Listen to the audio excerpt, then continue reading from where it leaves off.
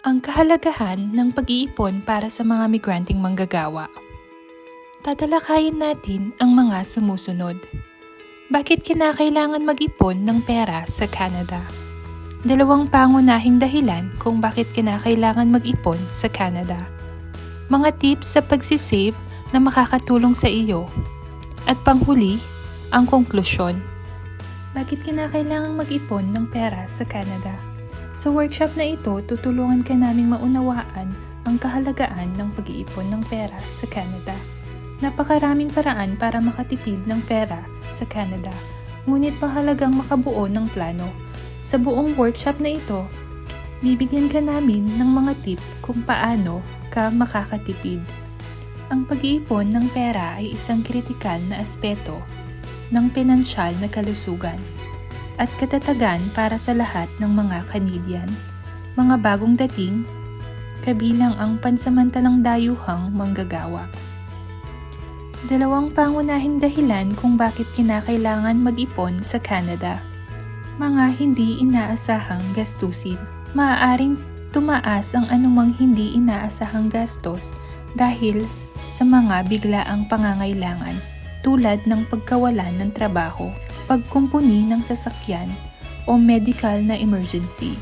Ang pagtatabi ng pera sa isang savings account ay maaaring makatulong sa pagsagot sa mga gastos na ito. Mga long-term goals, ang pagbili ng kotse, pagbili ng bahay o mga plano pagkatapos ng retirement ay ilang bagay na pinaplano ng mga tao sa mahabang panahon. Ang pag-iipon ng pera ay maaaring maging isang magandang unang hakbang upang maikasatuparan ang mga pangarap na ito. Mga tips sa pagsisave na makakatulong sa iyo. Gumawa ng budget. Bago ka magsimulang maghanap ng mga paraan upang makatipid, kumuha ng isang papel at panulat at ilista ang iyong buwan ng kita at lahat ng iyong buwan ng gastos. Tukuyin ang maximum na limitasyon sa paggagastos para sa bawat gasto. Ang isa pang diskarte upang makatipid ng pera ay pagtabi ng bahagi ng iyong sweldo sa isang savings account. Mas mabuti ang isa na may mataas na rate ng interest o isang investment account. Iwasan ang impulsive buying. Ang isa sa pinakamahusay na paraan upang makatipid ng pera ay ang pag-iwas sa pagiging impulsive buyer. Magagawa mo ito sa pamamagitan ng paglalaan ng oras upang isipin kung ano ang kailangan mo, kumpara sa gusto mo. Makakatulong ito sa iyong ilagay ang iyong mga pangangailangan sa pananaw. Subukang maghintay ng 24 na oras o higit sa isang linggo bago bumili.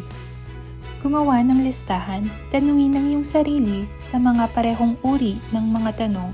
Ngunit sa pagkakataong ito, gawin ito bago ka pumunta sa store. Gumawa ng isang listahan at suriin ito ng regular. Ito ay isang mahusay na paraan upang manatiling nakatutok kapag napapalibutan ka ng makintab ng mga bagong bagay. Ang payong ito ay ina-apply mo din sa online shop, kung saan mas madaling i-click ang add to cart. Pagputol sa habit ng pagbili ng kape. Pagod ka na bang marinig ang tungkol sa kape na binibili mo araw-araw? Ngunit hindi lang namin ito pinag-uusapan para makonsensya ka.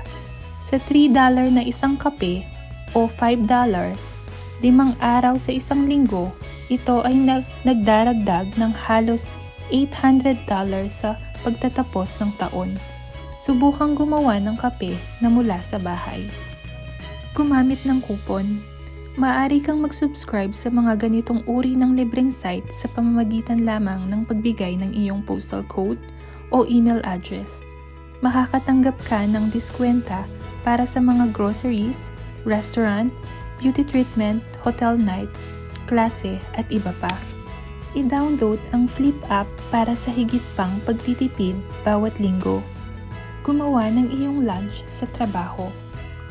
Kapag nagluluto ka sa bahay, subukang magluto ng mas malaking batch kaysa sa kailangan mo at tiyak na may matitira para sa iyong lunch kinabukasan.